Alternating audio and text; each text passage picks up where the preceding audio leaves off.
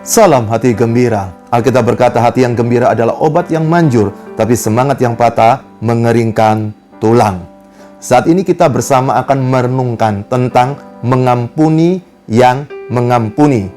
Kita bersama akan membaca dari Yohanes pasal 3 ayat yang ke-16. Demikianlah firman Tuhan. Karena begitu besar kasih Allah akan dunia ini, sehingga ia mengaruniakan anaknya yang tunggal, supaya setiap orang yang percaya kepadanya tidak binasa, melainkan beroleh hidup yang kekal. Di dalam pembacaan kita hari ini, kita menemukan 3 alasan yang menarik supaya kita bisa mengampuni yang mengampuni. Bagaimana kita bisa mengampuni yang betul-betul mengampuni? Mengampuni yang betul-betul dari hati yang paling dalam. Ada 3 hal yang perlu kita kerjakan dan kita belajar dari Sang Pencipta kita, Allah yang kekal, karena manusia adalah gambar dan rupa Allah. Yang pertama, bagaimana supaya kita bisa mengampuni yang mengampuni? Saya beri singkatan PRT. Pertama adalah punya kasih.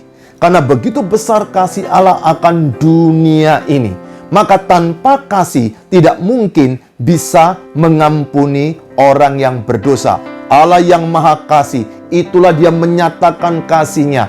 Di situ Allah sedang melakukan satu proyek yang besar, yaitu mengampuni manusia-manusia yang berdosa. Apapun dosa kita, semua orang ketika menikmati kasih Allah, di situ ada pengampunan yang bekerja, pengampunan yang sejati. Itu harus berdasar dengan kasih.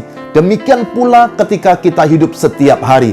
Jikalau engkau disakiti oleh suamimu, disakiti oleh istrimu, maka ketika kita sudah begitu benci dengan dia, tidak mungkin bisa mengampuni, kecuali kasih Allah itu yang akan menopang kita, menguatkan kita, mendorong kita untuk bisa mengampuni orang tersebut. Beberapa kali saya melayani pasangan yang berencana untuk bercerai, bahkan suratnya sudah masuk ke pengadilan. Kemudian saya suka bertanya kepada mereka satu persatu. Pertanyaannya apa? Apakah engkau masih mencintai suamimu? Apakah engkau masih mencintai istrimu? Sudah tidak ada lagi. Kalau tidak ada lagi, lalu bagaimana kita bisa konseling? Karena dasarnya, meskipun masih punya cinta 10%, masih punya cinta 5%, tidak ada mustahil bagi Allah untuk menolong kita, untuk membangkitkan gairah untuk mengasihi. Tapi kalau kita tidak memutuskan untuk mengasihi, tidak mungkin kita bisa mengasihi dia. Tanpa ada cinta kita, tidak ada kasih kita, tidak mungkin kita bisa mengampuni orang yang menyakiti hati kita. Demikianlah Tuhan Allah mengasihi manusia, maka dia melakukan hal yang kedua, yaitu rela berkorban. Firman tadi berkata sebagai berikut, karena begitu besar kasih Allah akan dunia ini, sehingga ia mengaruniakan anaknya yang tunggal. Apa yang sedang ditunjukkan di sini? Ketika kita ingin mengampuni yang mengampuni, kita perlu melakukan keputusan, yaitu berkorban. Tanpa kita berkorban, tidak akan ada pengampunan. Pengampunan sejati itu merugikan. Coba bayangkan, kita sudah disakiti, dikecewakan, ditinggal selingkuh. Itu merugikan, bukan? Demikian pada waktu Tuhan Allah memerintahkan untuk Adam dan Hawa tidak makan buah pengetahuan baik dan jahat, tapi mereka tetap makan. Bagaimana perasaan hati Tuhan ketika melihat apa yang sedang ditunjukkan, diperintahkan, tidak ditaatinya? Tetapi Allah yang mengasihi manusia turun ke Taman Eden. Dan Allah yang mengasihi manusia itu juga turun ke dalam dunia. Dan dia jadi manusia yang bernama Yesus. Dan Yesus mau mengorbankan dirinya, mati di atas kayu salib. Itu bukan karena jasa Yudas Iskariot, bukan, karena kasihlah yang menopang untuk melakukan proyek raksasa, yaitu rela mati di atas kayu salib untuk mengampuni dosa saya dan saudara. Hari ini jikalau engkau membuka hati mengundang Yesus sebagai Tuhan dan Juru Selamatmu secara pribadi, maka saat ini juga engkau sudah diperdamaikan dengan Allah Bapa di surga melalui pengorbanan Yesus di atas kayu salib. Nah, saudara, demikian pula ketika kita ingin mengampuni orang yang mengecewakan kita, menyakiti kita. Kita belajar dari kisah bagaimana Allah sudah melakukannya untuk manusia. Kita pun perlu berkorban untuk orang yang mengecewakan kita. Tanpa ada pengorbanan, kita tidak mungkin bisa. Bagaimana kita berkorban? Kurangi harga diri kita. Kita berbelas kasihan kepadanya. Mungkin dia yang salah, tapi kita yang menegur lebih dulu. Tidak enak bukan? Itulah pengorbanan. Pada waktu Adam dan Hawa jatuh dalam dosa, maka Allah yang kudus yang menyapa Adam dan Hawa. Hai Adam, di manakah engkau? Demikian pula, kalau hari ini engkau sedang ada persoalan dengan suamimu, dengan istrimu, atau dengan siapa saja yang mengerti firman, yang mencintai Tuhan, yang suka berdoa, yang suka pelayan, mestinya lebih dahulu dia yang menyapanya. Bagaimana kalau dia tidak menyaut sapaan kita? Itu hak asasi dia. Tapi kita harus punya keputusan, rela berkorban, tidak memikirkan harga diri lagi. Karena disitulah mengampuni yang mengampuni baru bisa dinikmati. Dan yang terakhir ketiga, tujuan jelas. Jadi bukan pura-pura. Ketika kita membaca Yohanes pasal 3 ayat yang ke-16, karena begitu besar kasih Allah akan dunia ini sehingga Ia telah mengaruniakan anaknya yang tunggal, supaya setiap orang yang percaya kepadanya tidak binasa, melainkan beroleh hidup yang kekal.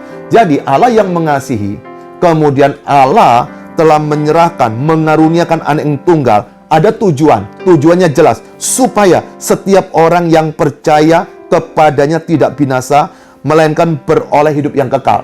Jadi, kalau dia tidak percaya, dia tidak akan menikmati hidup yang kekal. Itulah tujuan ketika kita ingin melakukan satu karya, bagaimana kita mengampuni orang yang menyakiti kita. Allah mengampuni kita, dasarnya kasih.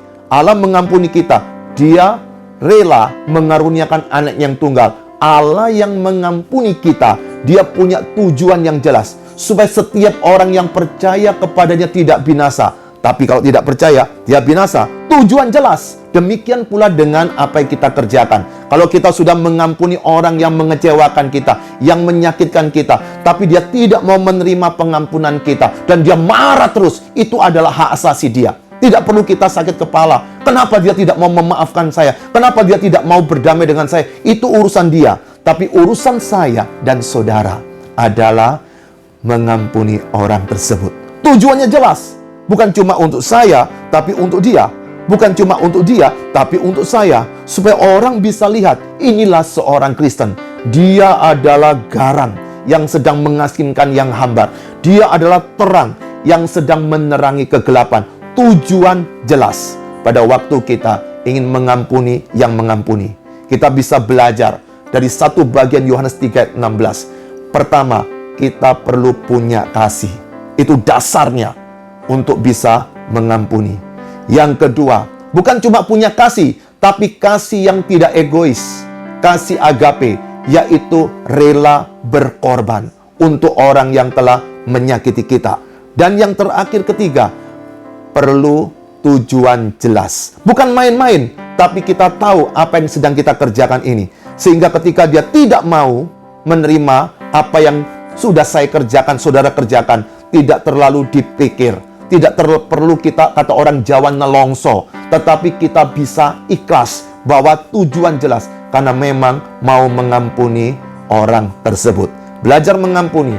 Mulai dari ampuni diri Anda sendiri. Jangan terlalu Anda mengancam diri sendiri, menyiksa Anda diri sendiri. Kalau memang bisa mengampuni, ampuni. Ampuni suami, ampuni istri, ampuni anak, mertua, besan. Ampuni orang-orang yang telah mungkin memperkosa engkau, telah menyakiti engkau, telah mengambil uangmu, telah menghina engkau. Siapapun dia, belajar mengampuni yang mengampuni. Salam hati gembira.